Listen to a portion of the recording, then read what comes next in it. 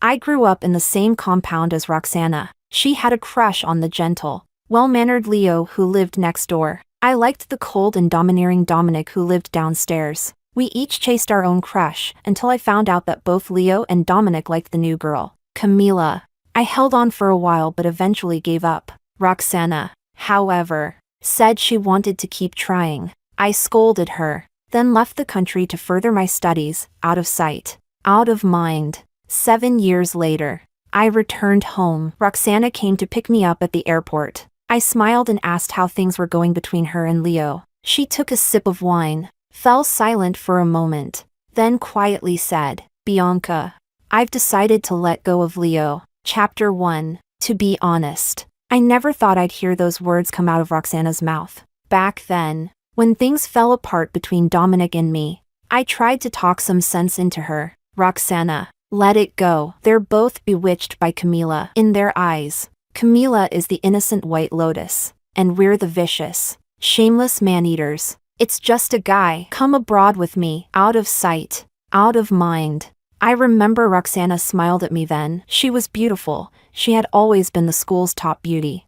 with excellent grades and the gentlest personality. I could never understand how Leo, of all people, could be so blind and fall for someone like Camila, who didn't even come close to Roxana in any way. She shook her head softly and said, "Bianca, I like Leo. It has nothing to do with him." Such a corny line, but when it came from Roxana's mouth, it only made people sigh in pity. I sighed, disappointed, and said, "Fine, just don't regret it later." Later, I left the country. Roxana probably knew I didn't want to hear about Leo or Dominic, so she never mentioned them in our calls. But we shared too many mutual friends. There was no avoiding it. I often heard gossip about her and Leo from others. I heard Camila eventually chose Dominic after stringing both of them along. I heard Leo got drunk from heartbreak, and Roxana stayed by his side the whole time. I heard Roxana followed Leo to the same university. I heard they got together.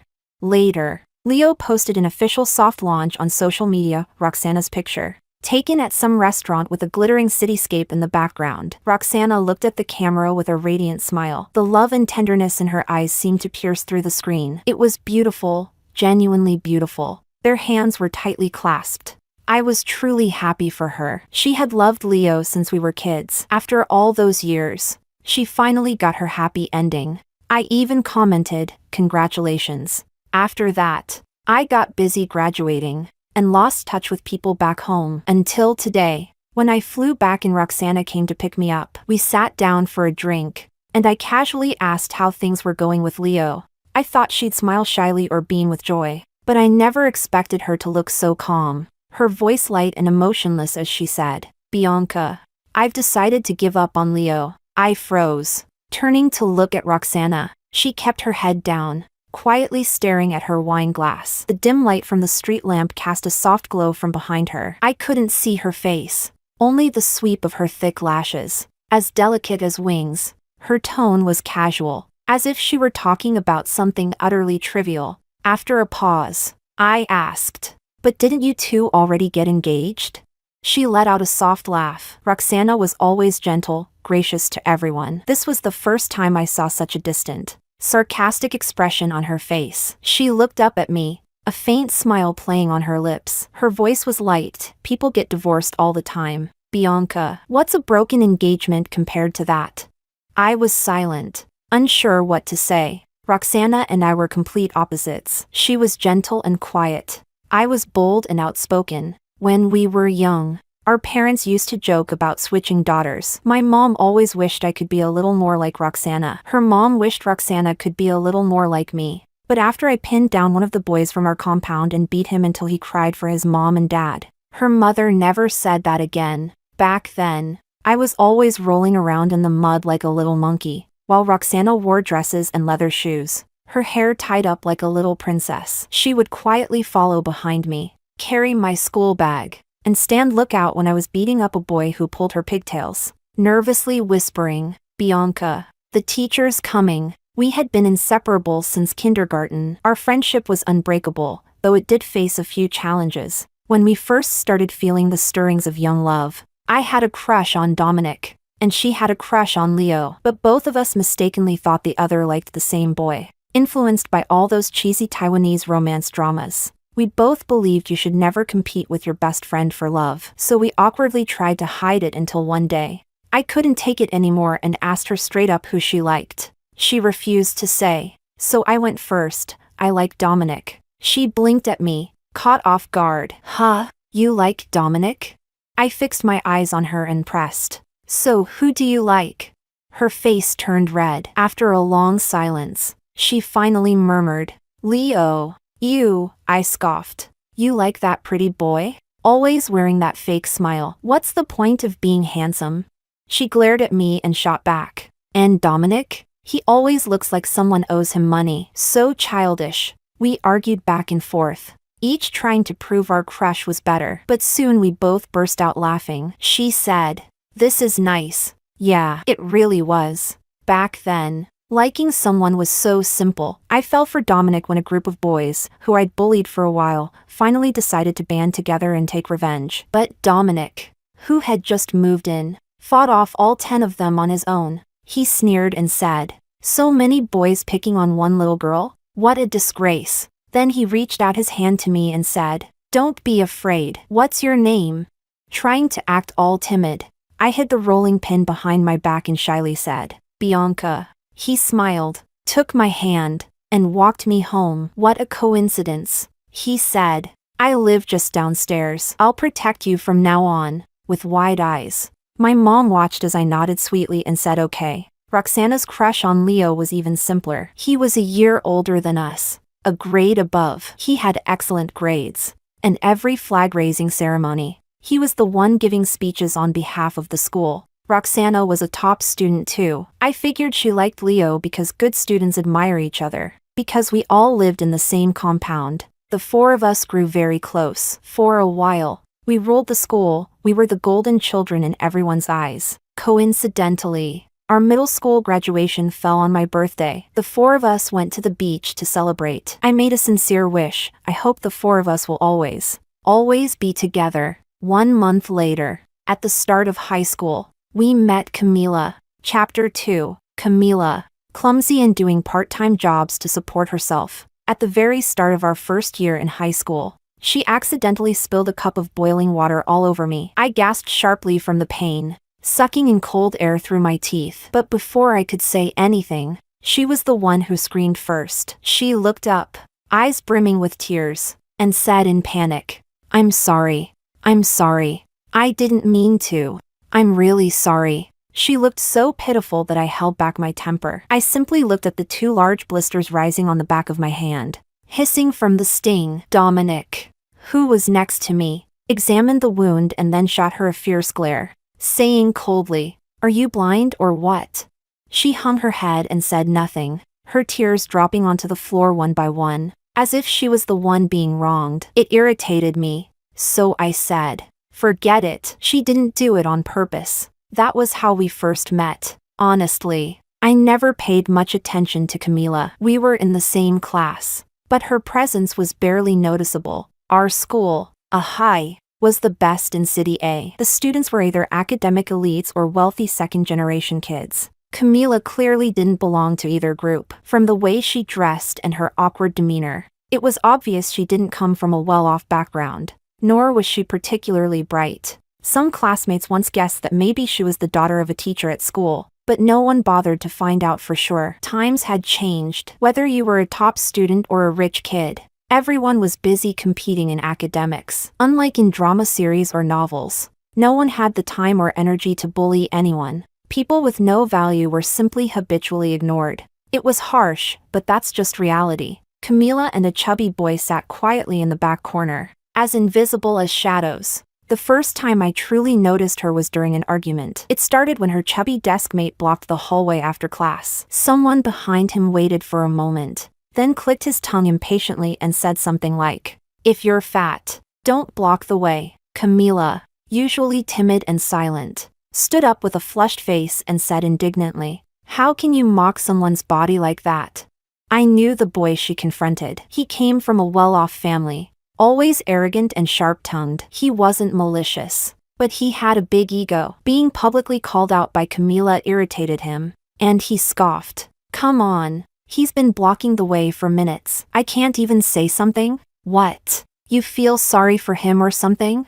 Well, no wonder you're desk partners. You and this fat guy are a match made in heaven. Camila clearly wasn't good with words. Her face turned beet red, but she couldn't get a single comeback out. It was her desk mate who distanced himself immediately, blurting out, I don't even like her. Someone in class snickered. Camila stood there, humiliated. I frowned. This had gone too far. Sure, it was dumb of Camila to stand up for someone who didn't deserve it. But still, I stepped in and said loudly, Duncan, are you going to move or not? If you're late for the next class, I'll write your name down and make you do cleaning duty for a whole week. Duncan raised his hands in surrender and said obediently, all right, class rep, I'm leaving. He gave up arguing with Camila and her desk mate, squeezing past them to leave. In that moment, Camila looked up at me. She was far away, and I couldn't see her expression clearly, but I could tell she was stiffly standing there,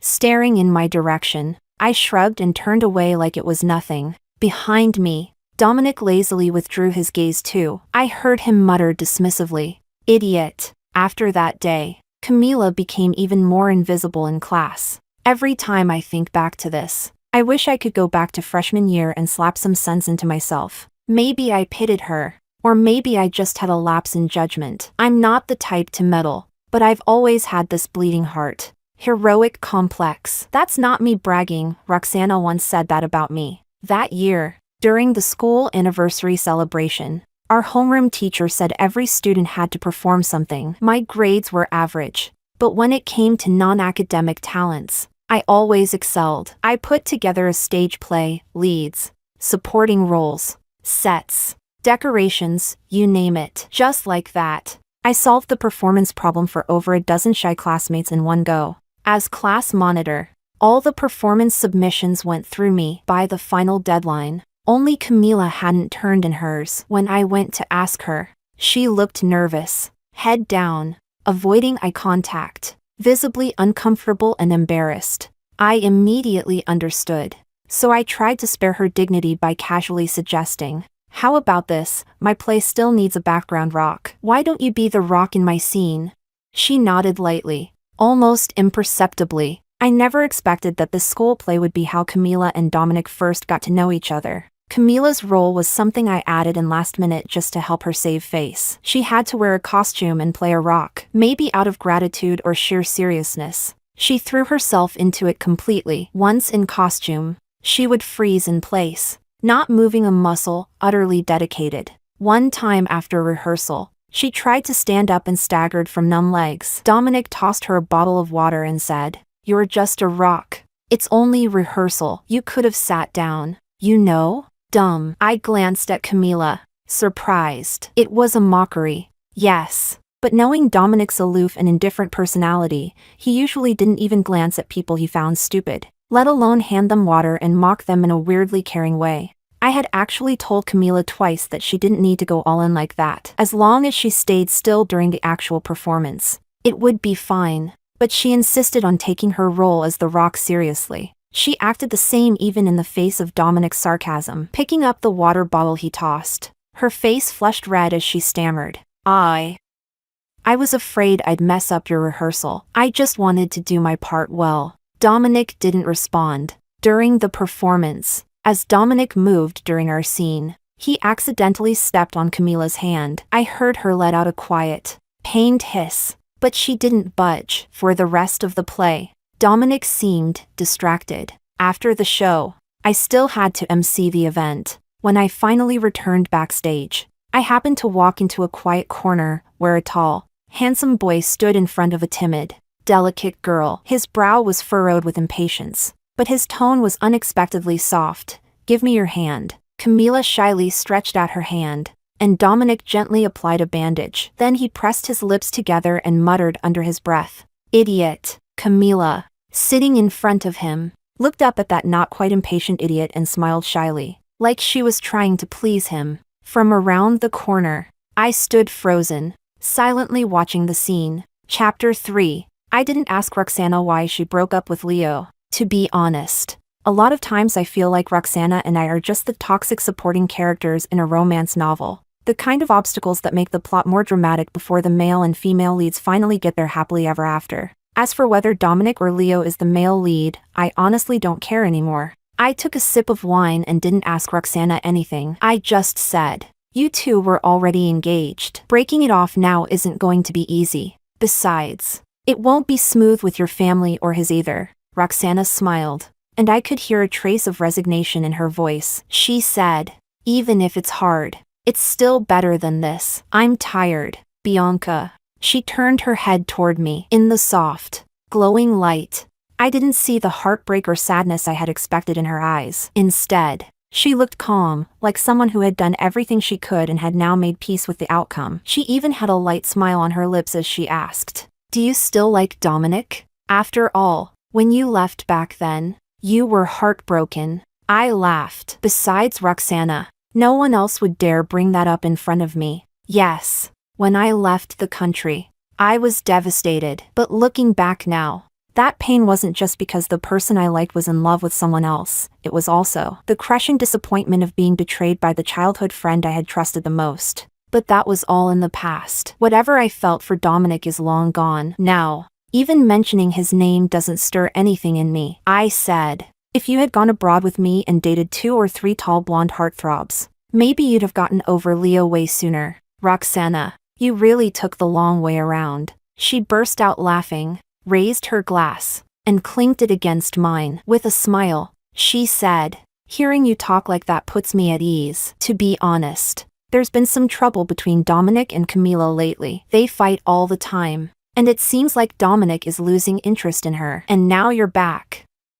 I wonder how Dominic would react when he sees you." She paused, then laughed at herself as if explaining her own decision to call off the engagement. But hey, if the prince wants to exit the stage, there's still a loyal knight waiting in the wings for Camila. I wasn't interested in Dominic and Camila's drama. I didn't even feel a flicker of curiosity. Instead, I looked at Roxana. Though it had been years since we last saw each other, I still knew her well. She might appear gentle, but she was the most stubborn, determined, and loyal person among us. Otherwise, she wouldn't have clung to her feelings for Leo for so long. If she's truly letting go of Leo now, it must mean she's hit rock bottom, completely and utterly disappointed. But just to be sure, I sighed and said, "Roxana, if you can't let go this time, even I won't respect you anymore." She tilted her head and smiled gently. "I won't, Bianca." After that dinner, we didn't see each other for quite a while.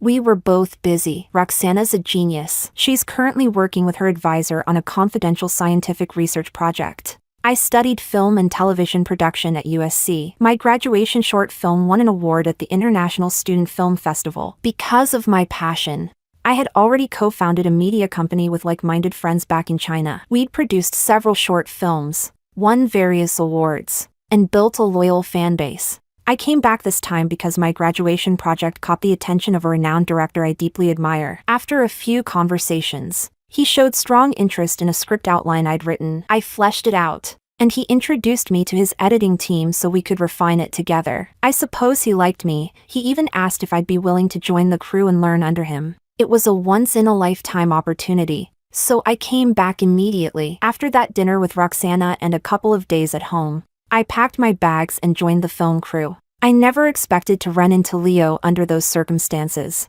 Once the director's project was announced, countless actors came to audition. Leo came to accompany Camila. After graduating, Leo took over his family's entertainment company. Camila's college entrance exam scores weren't anything special. So after graduation, Leo signed her as an artist. Even though she had chosen Dominic back then, I heard Leo still treated her well. Top-tier agent, priority access to all kinds of industry resources. But even I knew, fresh off the plane, that all those resources sparked backlash online. Many netizens felt resentful, and despite Camila's efforts, her acting skills weren't exactly convincing. With all those resources, she still couldn't make it and was often mocked as a Nepo baby star. Still, She had a loyal fan base. Her fans said that those critics were just bitter nobodies and challenged them to find a boyfriend who could give them what Camila had. Most of them believed Dominic was the one giving her all that access. Leo looked surprised to see me, but he quickly recovered. With that familiar gentle big brother smile,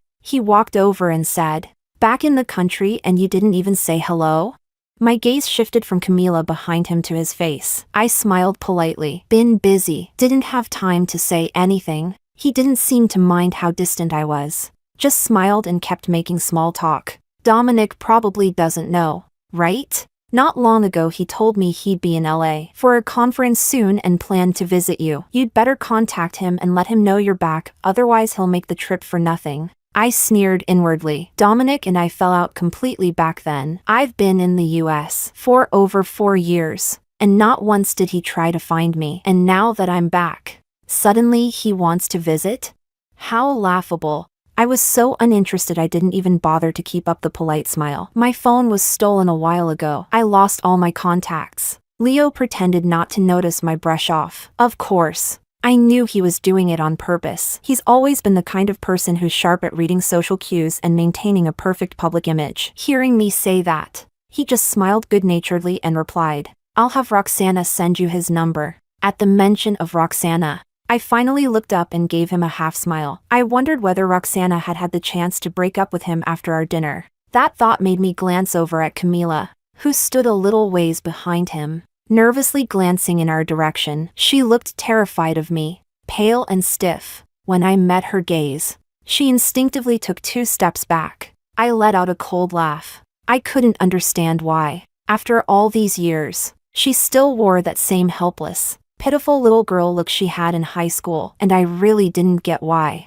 After landing Dominic, she still felt the need to hover around another man with that ambiguous attitude. What I understood even less was, what exactly did these 2 men see in her? Maybe Camila had some kind of sparkle I just couldn't see. It couldn't seriously be that she had some kind of main character halo, right? I looked away and smiled sarcastically. "You really are a model CEO. So busy running a company and still find time to personally escort a rookie actress to her audition. If this got out online, you'd definitely win Boss of the Year." He chuckled, ignoring my sarcasm. He even reached out to pat my head like he used to when we were kids. I didn't manage to dodge in time. As if explaining seriously, he said, "Don't overthink it. Camila's just shy, and this is an important opportunity for her. I came simply to cheer her on, as a friend. And besides, I'm her boss." I gave him a non-committal smile and quietly felt disgusted for Roxana. No wonder she was so determined this time. Leo looked at me, and for some reason, added, "Don't tell Roxana about this." I looked up, playing dumb. "Why not?" He frowned slightly. She's always had some misunderstandings about me and Camila. She brought up breaking off the engagement over it just a few days ago. I don't want her overthinking things. I sneered. I didn't understand how he could treat Roxana's decision to break up so lightly. Maybe he thought it was just a lover's spat, something he could smooth over with a few sweet words. See? Men are always like this. Leo thought that his support for Camila was above suspicion, that he had a clear conscience. But if he truly believed it was just normal friendship, the kind that respected appropriate boundaries, why was he afraid of Roxana finding out? Because deep down, he knew. Self-deception at its finest. I turned to leave, and he called after me, "Bianca, you'll probably run into Dominic in a few days." I rolled my eyes, waved over my shoulder, and walked away without looking back. Chapter 4. Casting decisions weren't within my authority. At most, I'd review some audition tapes with the director and offer my thoughts from the side. I didn't see Camila's audition tape. Later, I overheard the crew gossiping. "Hey, the guy who came with Camila the other day wasn't her rumored boyfriend Dominic. Was he?" "Nope. I know who that was, Leo, the CEO of Shingy Group. He's the one who signed Camila." Tisk. Isn't it usually agents who come with actors for auditions? First time I've seen a CEO personally show up. Something feels off about their relationship. "Shoo, I was there during the audition." Camila stumbled through her lines, and the director was brutal. Didn't spare her a shred of dignity. Leo actually asked the director to cut her some slack, but the director straight up said that if it weren't for Leo's face, Camila wouldn't have even gotten in the door. The CEO looked pretty pissed. But in the end, he just gave this meaningful little smile. I've got a feeling this isn't over. The voices faded as they lowered their tones. I thought for a moment, then texted Roxana, "How's the progress with calling off your engagement with Leo?"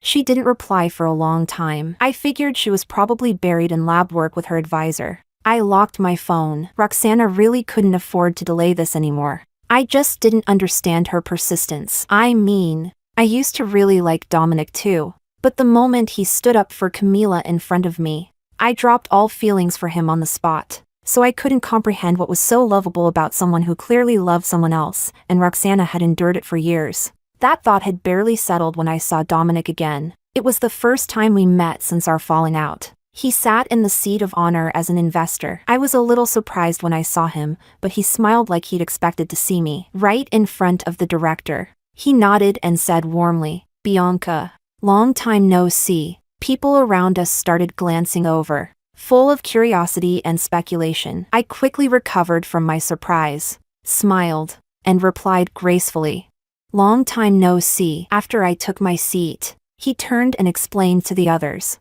who were clearly curious. "We grew up in the same neighborhood. She was like the girl next door. I used to play with her all the time." He sighed, as if reminiscing, then added, "Then she went abroad to study and never called again. If not for this investment dinner tonight, I doubt I'd ever get the chance to see her." He made it sound like a harmless joke. Everyone around us chuckled politely. I just sat there, smiling faintly, keeping it cordial. Occasionally, I'd follow his lead and recall some childhood memories. After the dinner, I ran into Dominic again in the parking lot. He should have already left, but instead, he was leaning against a concrete pillar next to my car, holding a cigarette in his fingers, not smoking it, just staring at it. When he heard footsteps, he tilted his head to look at me, paused, and then smiled. "Bianca, are you still mad at me?"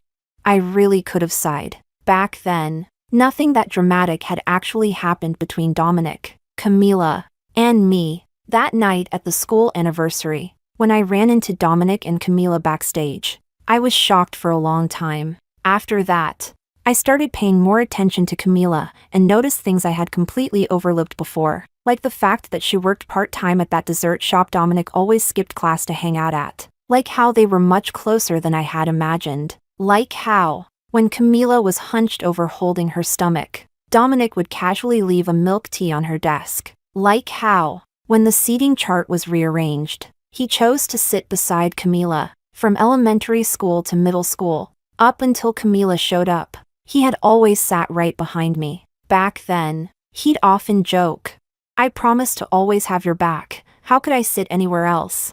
It wasn't until he became seatmates with Camila that Roxana realized something was off. She asked me, "Bianca, what's going on between you and Dominic?" I lowered my head, staring at my textbook. Of course I felt sad and disappointed, but how was I supposed to explain it?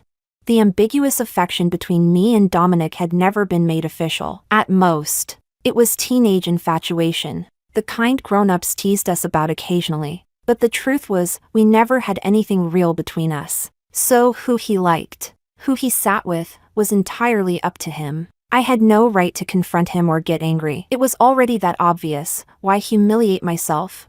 There was no point. He had made his choice loud and clear, so I pretended nothing had happened and told Roxana, "Nothing's going on. It's not like Dominic and I are anything. He can do whatever he wants. It's none of my business." Roxana looked at me with worried eyes, as if wanting to say something but holding back. At the time, none of us knew Leo also knew Camila. Up until that point, I had no ill feelings toward Camila, not until I found out why she was able to attend our school. Because of my father. At the beginning of the school year, some classmates had been puzzled about how Camila got into our school. Her grades weren't exceptional. Someone speculated maybe her family worked at the school, but I never imagined it wasn't her family, it was my father. It was some long-buried, moldy past. Before he met my mother, my dad had a girlfriend back when he was working in the countryside, but his family didn't approve, and they broke up. Later, through an arranged introduction,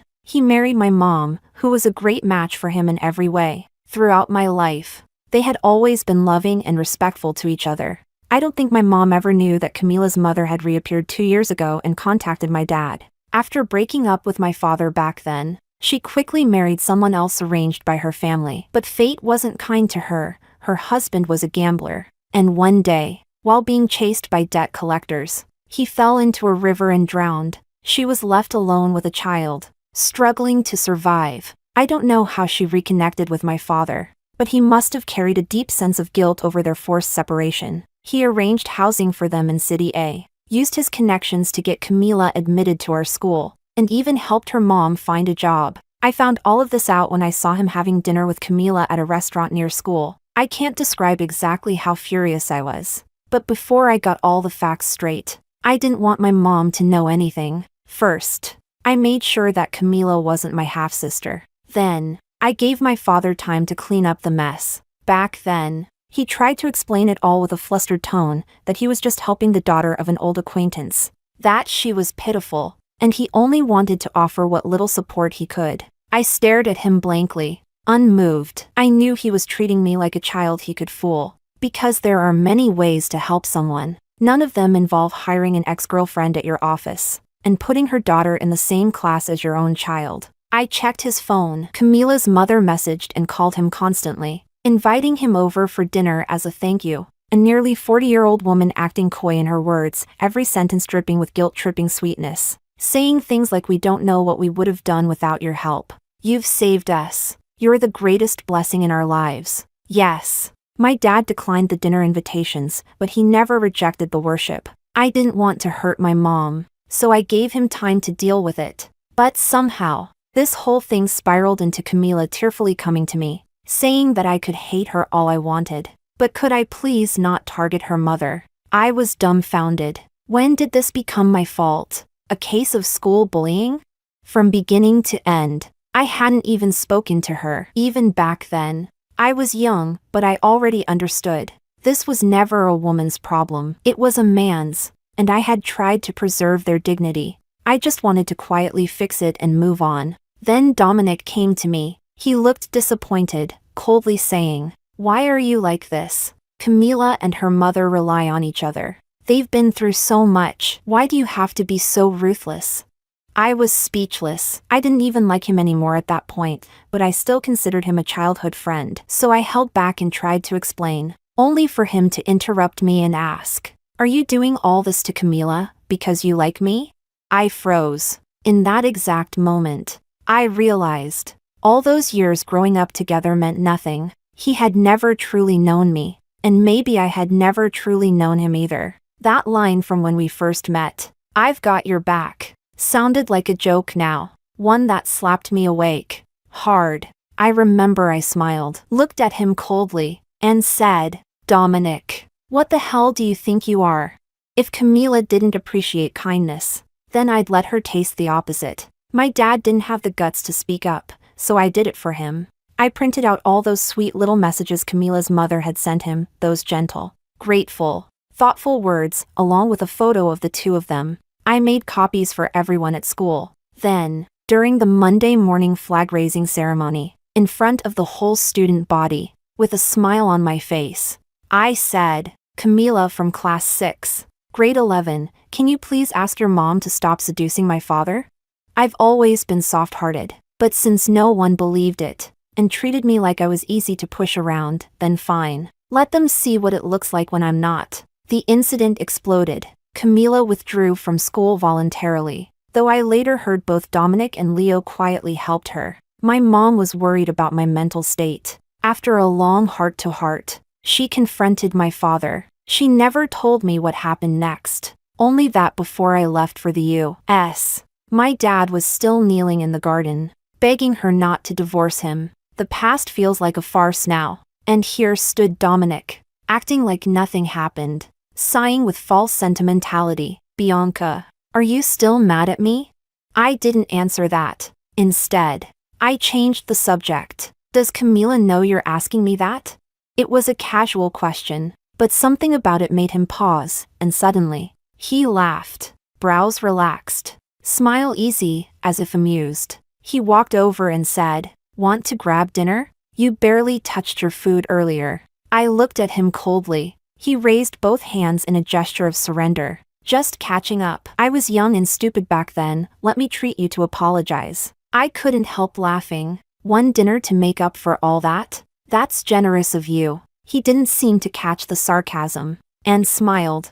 Then I'll keep treating you until it's enough. I looked at him. He was handsome, still was. He let me stare, didn't flinch. To be honest, I had no idea what he was trying to do. But since I didn't know, I was going to find out. I was tired of him always dancing around things every time we met. Let's end this, once and for all. Chapter 5. Dinner with Dominic was painfully dull. I couldn't understand why he kept reminiscing about our childhood. When he asked if I remembered lining up all night at 16 to buy him a limited edition Lego set, I cut him off. Just say what you want to say. Our time is too valuable for this. He paused, clearly disappointed, then looked at me and said, Bianca, is there really no going back for us?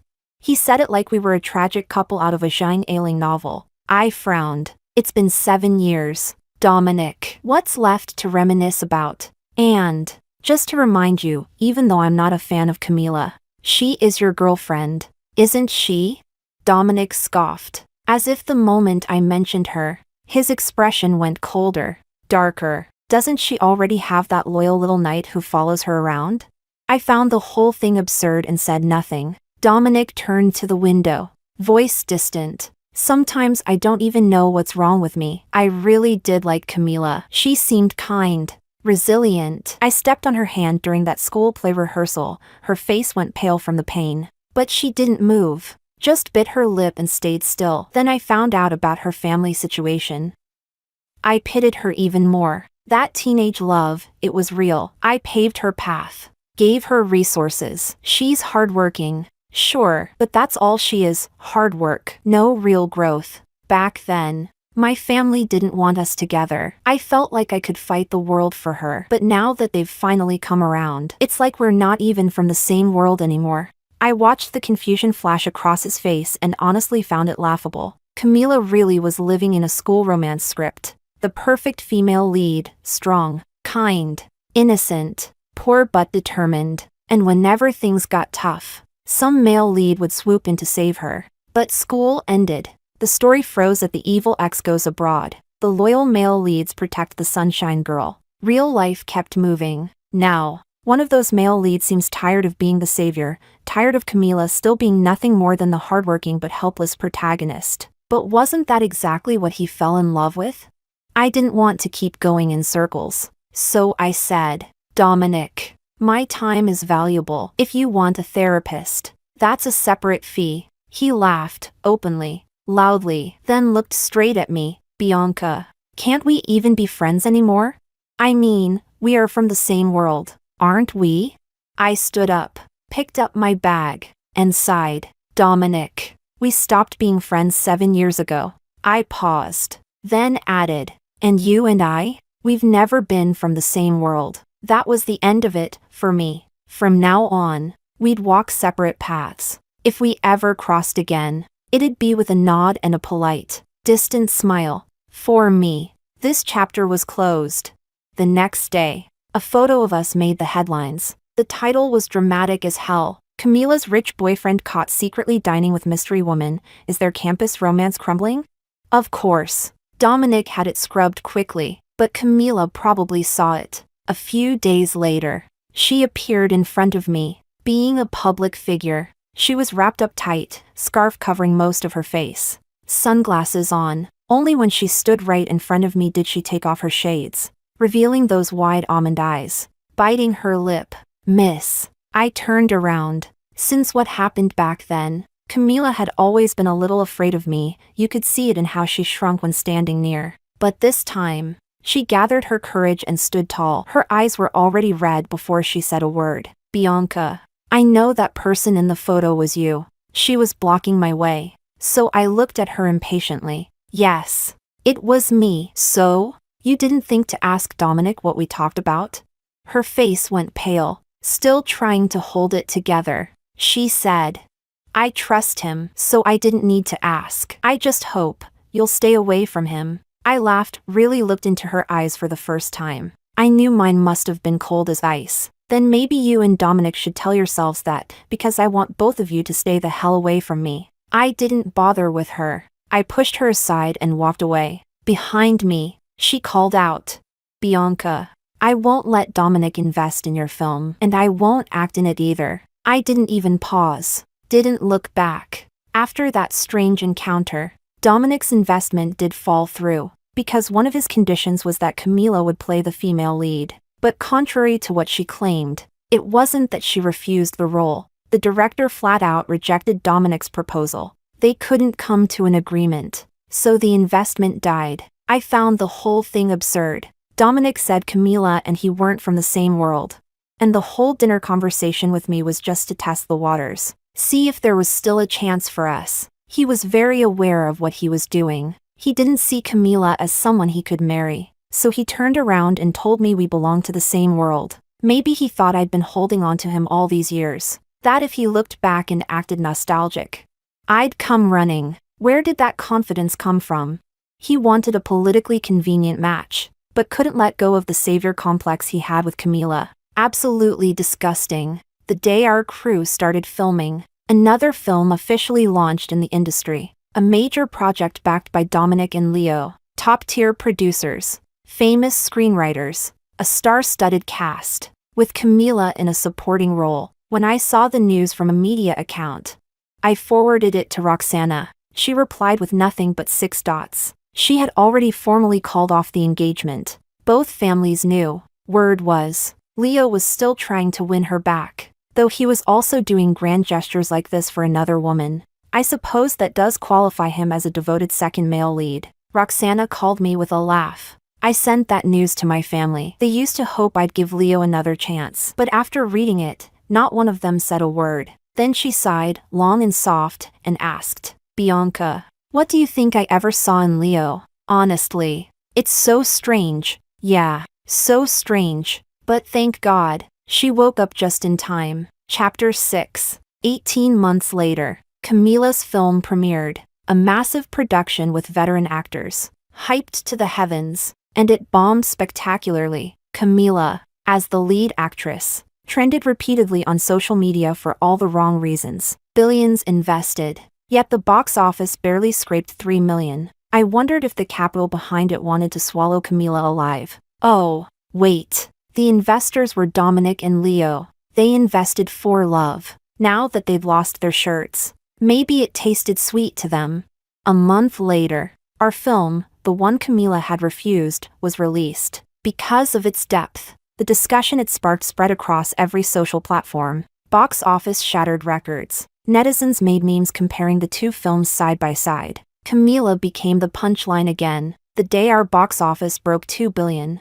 That old dinner photo of me and Dominic resurfaced on the trending list. The headline revived the old rumor. Camila's rich boyfriend secretly dining with hit film producer, suspected affair? Right on cue, paparazzi caught Camila late at night, drinking with friends, looking exhausted. Suddenly, the narrative flipped. Somehow, from a blurry photo, people managed to dig up my personal details. No one was talking about my new film's content anymore. They only talked about how miserable Camila was. Some said I'd bullied her in high school, forced her to drop out. Some said Dominic and I had been childhood sweethearts and I'd always been looking for a chance to steal him back. Some said the film had originally been meant for Camila and I'd snatched the role out of malice. Then one of Camila's friends leaked a recording. It was from that time Camila came to me. She claimed she'd only vented in private. The friend released it to defend Camila. Bianca, I know that person in the photo was you. Yes, it was me. So? I trust him, so I don't need to ask. I just hope you'll stay away from him. Nobody talked about Camila's flop anymore. Nobody mentioned the cursed production or disastrous box office. They all came to attack me. Even my film, still in theaters, was affected. For the first time, I reached out to Dominic. Aren't you going to come out and clarify? On the other end, silence for a long time. Finally he said, Bianca, think of it as me owing you one. Camila needs the attention diverted. Your film hit 2 billion in 3 days. Your future is bright. You already have everything. But Camila, she can't lose anything more. I asked calmly, so you're not going to clarify? Silence again. I laughed. Not even angry, just disgusted. Dominic. I'm not your babysitter. I'm not the nursemaid of you and Camila. That crazy drama queen couple. What do I have to do with you two? Why should I carry your mess? Am I insane? Then I hung up. That call was the last ounce of decency I gave them. That night, I issued a public statement. First, regarding the high school bullying rumor. What a coincidence. All the text messages from when Camila's mom tried to seduce my dad? Still saved. Second, I posted the full audio recording from that dinner Dominic and I had. Yes, everyone can record conversations these days. Camila's version was edited, mine was complete. I also included the line Dominic said when I asked him to clarify things. Bianca. Think of it as me owing you one. Camila needs to divert attention. You've already got everything. But Camila, she can't lose anything more. Third, regarding the rumor that the role in our film was supposed to go to Camila, I attached her audition video, the director's feedback, and proof of how Dominic tried to threaten the production with investment, only to be flatly rejected. All the evidence was clear, organized, and undeniable. At the end, I tagged at Camila and at Dominic, and wrote, "You barked up the wrong tree. Don't play dead. Apologize, or I'll sue for defamation and slander." Netizens went wild. The tone flipped completely. If I were Camila, I'd be thinking of moving to another planet by now. Dominic's company's stock took a nosedive. But the internet is full of sharp-eyed people. Someone dug through Camila's audition video and spotted Leo. Why is this guy being all flirty with Camila? Naturally, everything gets exposed. Camila ignored all the other news, but responded to this part almost instantly. Just a friend and my boss. Right on cue. Roxana created a Weibo account. Then Leo issued a formal statement announcing the broken engagement. The two of them were nailed to the wall of ambiguity in one shot. Public opinion exploded. Our box office kept climbing. I stood by the giant floor-to-ceiling windows, looking out at the golden sunset. What a breathtaking view. Later, Leo came to see me. He looked haggard, defeated. He asked where Roxana was. Oh, Roxana was with her senior fellow. They'd just visited her parents last week. Leo probably caught wind of it, which is why he came, but he couldn't find her, couldn't see her either. She worked at the National Research Institute. Without clearance, he'd never get past the gate. I said, "What's wrong? Gallant knight? Camila needs you right now. Why are you looking for Roxana?" He gave a bitter laugh and shook his head, as if he couldn't explain. In the end, he walked away, lost and empty. Dominic, I heard, had started going on arranged dates lately. His family's stocks were crashing, business declining. They needed a marriage alliance to stabilize things. But the scandal was too big. It wasn't going well. After all, who hadn't heard him say, "Bianca, think of it as me owing you one." Camila needs attention shifted. He couldn't reach me, tried contacting me through others, but I didn't budge. Eventually, he gave up. They're cheap, cliché, second-rate high school drama? Count me out. From now on, we'll never meet again.